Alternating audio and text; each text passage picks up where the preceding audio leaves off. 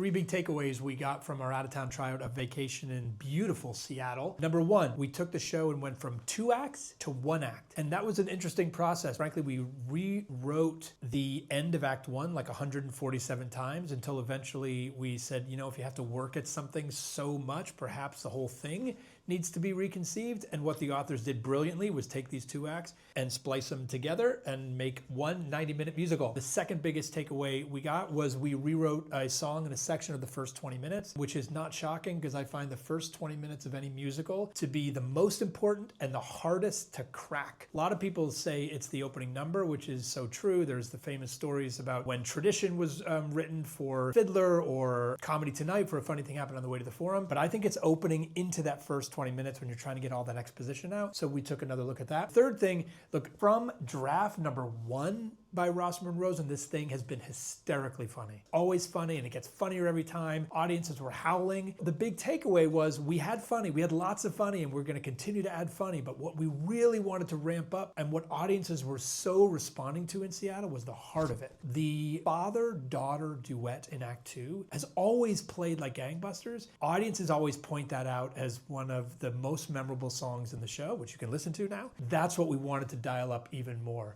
Comedy would get there, as one of my mentors said, wait until you get the thing on the stage on Broadway and all that stuff. Comedy will be there with the actors and everything, but the heart is something to really focus on because it's what the audience told us they wanted more of.